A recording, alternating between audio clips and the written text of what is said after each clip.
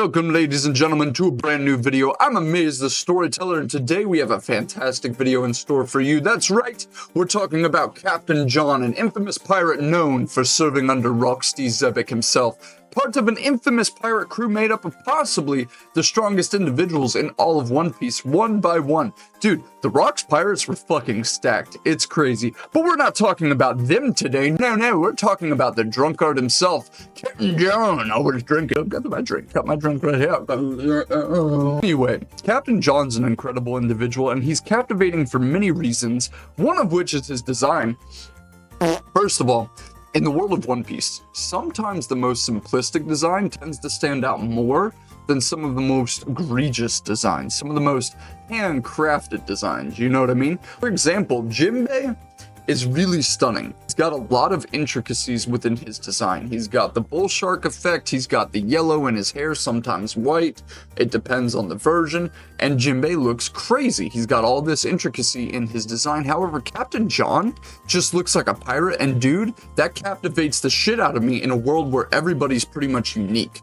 When you have a simplistic design that just looks like a pirate, you're like, oh, this guy is important to the One Piece story somehow. And by golly, Captain John is extremely important within the One Piece story because he amassed a treasure that is so incredible that Buggy became rich off of it, and possibly, I could be corrected on this, and I'm sure I will be, possibly obtained all of his riches from this one treasure.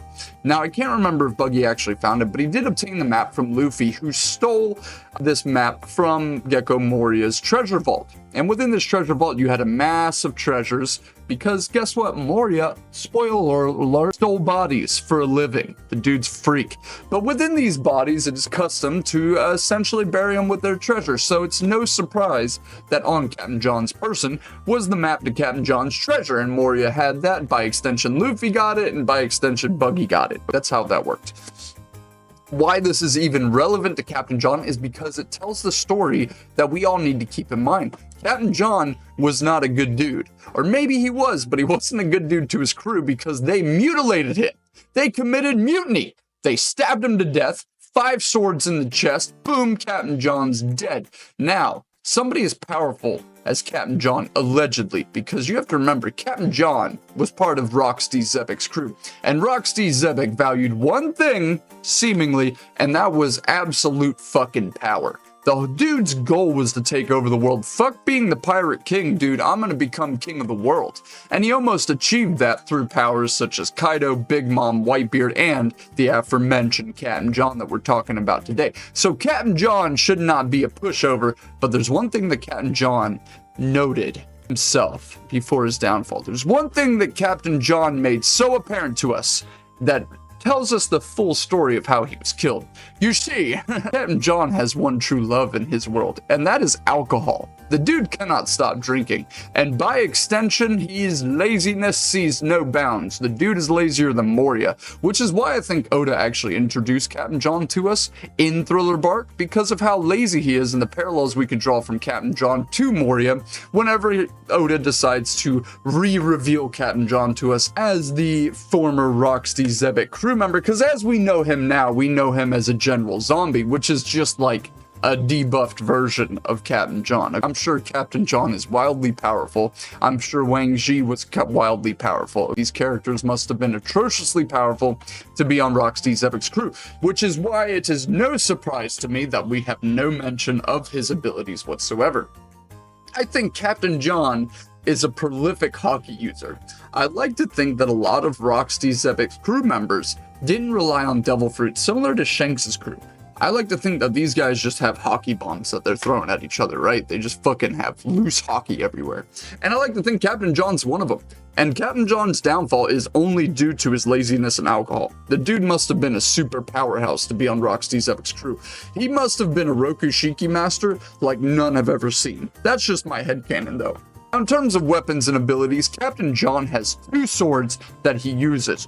Dual wields them bitches, which we see pretty often, so no surprise there. What would be a surprise though, what if Captain John was a crazy fast hockey and Rokushiki user? The dude might have had speed on his side. Dude, that would be fucking epic if he had that. I don't know what his powers could be. I don't like to think he has a devil fruit, and if he did have a devil fruit ability, I would like to see him be the first user of Basco Shot's bubble fruit. I think that'd be fucking sick. Or Basco Shot's devil fruit. I know it's not a bubble fruit, but it does stuff with things. It's cool. Basco Shot's devil fruit allows him to utilize liquid, and it's super cool. I'd like to see Captain John be the first user of that devil fruit. Or what if, in a wild twist of fate, Captain John's devil fruit was actually the Barabara and that's why he was so fuck off powerful, because he could actually utilize it as opposed to Buggy. And this would intertwine Buggy and Captain John on a whole new level to us, the fans. If Captain John was the original user of the Barabara, that would just build the lore and solidify why Buggy was so obsessed with Captain John's treasure in particular. You have to remember, this is a world, a vast, vast world, full of pirates, full of treasures, full of infamy. And out of all of the world's pirates, all of the world's infamy, you have the Burndy world, for example. You have Captain John. You have freaking Katarina Devon. You have fucking Big Mom. You have tons of infamous pirates outside of the ones we're introduced to that we don't even know the names of. I'm sure there's a number out there that we could Google to where we could see all of the listed pirates over 100 million berries.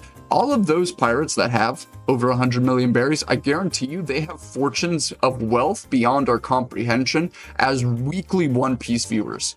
Okay? You have to keep that in mind when thinking about Captain John's treasure and why Buggy chose that treasure to chase in particular. It wasn't like Buggy was just looking for any old treasure. No, looking from day one specifically for Captain John's treasure, and Captain John himself, before he died, he did make waves on his infamy collecting treasure. He was known as a treasure collector, and part of that greed, part of that might have had something to do with his downfall, right? He might have been so damn greedy he didn't pay out the percentage to his crew, and that's why they killed him. The details of how Captain John died are clear. Mutiny happens to the best of us, right? But the details of why they committed mutiny are obscure. We have no idea. So it's in my headcanon that Captain John was an extremely greedy, lazy individual that kept all the treasure for himself, could not be killed by standard means, okay? Because in my theory, he's got the Barabara. It is clear, though, that he died from a stabbing. And with the Barabara, I don't know that that's necessarily possible. Unless his crew got him so shit-faced that he could no longer utilize the Barabara's effects, to where they just stabbed the shit out of him and he died. That's what I like to think happened. I like to think that Captain John's incompetence comes from his laziness and his alcoholism to the point to where he could no longer utilize his devil fruit or wanted to die anyway, and his crew gave him his death wish. Or, there's a crazier theory, Captain John actually had the same disease Roger had. The same unnamed disease that killed Roger, Captain John had. To where he visited an island, he contracted this disease, and he told his crew, just like Yorkie, like, listen here. Or, better yet, what is more likely to have happened to Captain John specifically, maybe his crew was actually loyal, and Captain John said, listen, put me out of my misery, I can't drink enough alcohol to subdue the pain. You guys need to kill me and take all my treasure with you. To which his crew was so damn loyal, not only did they kill Captain John, but they buried his treasure in the place that he wanted it buried, and they left the map on Captain John's body. That way nobody else could find it, because the thing is that Kureha didn't have Captain John's treasure. He got Captain John's map to the treasure, which must have been on Captain John's person. Why would you bury the map with the individual you're burying if you never intended for it to be found in the first place? You don't bury a map with the person who has that treasure. You bury the map in a place that you want people to find the treasure eventually. You make the map obvious and make it an adventure for somebody else in passing. You don't bury it on the person, because then they have to dig up the person. What if they don't know where the person's buried, right? You want the map easily accessible if your whole goal is for somebody to find your map eventually, right? That doesn't make any sense to me. So it is in my own mind, because Oda really does do a good job of planning this stuff out, and I'm sure he has a team of individuals that help him plan. Think of them as like Imagineers, right? And I'm sure they keep up with everything that Oda writes and helps Oda kind of manage One Piece on a finer level. One of these ideas or Imagineers, I'd imagine, has kept up with specifically the Rock's pirates and keeping up with their backstory so that it's consistent with the timeline of One Piece. Captain John is no exception to that, okay? Somebody keeping tabs on what Captain John has done throughout the One Piece series and what he is going to do in the future through flashbacks. And I think keeping it consistent makes sense that Captain John's map was never intended to be found by stray pirates. No, it was specifically designed never to be found. The whole point is I think Captain John's crew was actually loyal to Captain John and that he was actually a good captain. And they killed him out of mercy. It wasn't true mutiny. Why do I think this? Well, why would Oda write Captain John to be this fun drunk? Because we like those characters. We love the characters that get drunk off their ass and are actually good guys. Look at Rayleigh. Rayleigh to death. Why? Because he's a happy drunk that roots for Luffy and is possibly Luffy's uncle. Confirmed in anime, not confirmed in manga. Anyway, we love Rayleigh, and we love the character that drinks a lot, that is F-off strong, and we love those guys. Captain John could easily embody that, and from what we have seen, that is Captain John's character currently. There is no separation from Rayleigh and Captain John as character development goes. They're the same character almost. Okay, the difference is we've seen Rayleigh fight, we haven't seen Captain John fight. I'm not saying they're the same character strength-wise, but from what we've seen, they are the embodiment of the old man who drinks a lot, that is likable, that has good body, good maintenance, you know, he that through his body, it's super cool, right? We love those characters. All right, and for those of us who love long-haired himbos in stories, okay, Captain certainly embodied that. We didn't see that from him, but he could certainly embody that, okay? It's not far stretched to say that Rayleigh's character is similar to Captain John's character by any means, all right? This is a common trope in anime. We got the fun drunk guy that we like a lot, okay? So to write Captain John to be that fun drunk guy if he wasn't a fun drunk guy. It doesn't make a whole lot of sense. So I don't like to think that Captain John's crew did commit true mutiny. I look at it more as like a murder killing. Like maybe just drinking away his depression, realized everything he did was incorrect under the Rock's pirates, contracted a disease, possibly purposely, possibly carefree, similar to Luffy and Roger, and he decided that he was going to venture forward, knowing there was a disease on this island, contracted the disease, and asked his crew to put him out of his misery due to the regret he felt from eons ago. Because you have to think that Roxy Zebek, being a ruthless captain, being an absolutely atrocious human being, would make Captain John do some pretty horrific stuff, causing Captain John to drink and ultimately defect from the Rock's pirates, trying to rewrite his wrongs from the past, ultimately not being able to because of him being a pirate, causing him to drink a lot. I mean, this story would be introducing the idea that Captain John succumbed to his regret.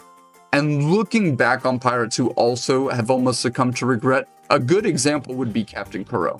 You look at Kuro, he regretted being a pirate, and that was our first introduction to an individual that wanted to backtrack their life. They wanted to backtrack and revoke themselves being a pirate, but their malice and bloodlust was just cemented in them over time. Captain John could have been extremely similar to that, and the reason Oda has these characters is because he builds the relationships amongst One Piece characters and gives these individuals development so that we can connect characters with other characters. That's part of why One Piece is so good. And so what I'm getting at is basically Captain John could have multiple personalities, and the mutiny could not have been specifically from them betraying Captain John, but again, a mercy killing. Again, maybe Captain John regretted everything, wanted to die, and his crew gave him his wish. Very sad stuff. But we're moving on from that. So that's who I think Captain John was. I think Captain John is the fun drunk who had a lot of regrets, who wanted to drown away those regrets but couldn't, and his crew ended up mercy killing him because he contracted a disease, being super carefree as the captain. Okay? Cool. Moving on. Now we're gonna have a little bit of fun. There is one character, and the One Piece wiki actually highlights this. There is one character that Captain John's corpse specifically looks like. And it's a striking resemblance when you see them side by side. I'm going to put them up here in just a second so that you can see it. Captain John bears a striking resemblance to one Captain Kureha. If you look at these two individuals, Dr. Kureha, If you look at these two individuals, they look extremely similar in design. Is that an accident? I don't know. I like to think that in the world of One Piece, there is a lot more connections than not, and I like to think that Captain John is actually Dr. Kureha's sister. So brother, excuse me, gender swapping, Dr. John. Anyway, Dr. John, that's fucking sick. Captain John. Anyway. Until Oda decides to write it in. But I like to think that all this stuff is possible, and that's where my head's at with Captain John. Would I like to see him back in the story kicking ass? Absolutely. I would love to see him in a flashback absolutely wrecking shit up. Moria is still alive, so it's very possible that we do get Gecko back some of these general zombies. We know that Blackbeard defeated Wang Ji. It's very possible that along with Wang Ji, Moria still has access to Jonathan's corpse, and he brings them together, and now we have 2 out of however many. What if Moria actually brings back almost all of the Rocksteady Xzibit crew members, right? Because it's not a far stretch to say Blackbeard could have access to Whitebeard's corpse. He gets Whitebeard's corpse, Captain John's corpse, and Wang Ji's corpse. I mean, there with Rox's crew, right? He could almost bring back the entirety of Rox's crew right there. So Blackbeard has access to Captain John through Moria, which is a crazy thought. And what if that's the whole reason Blackbeard kept Moria alive?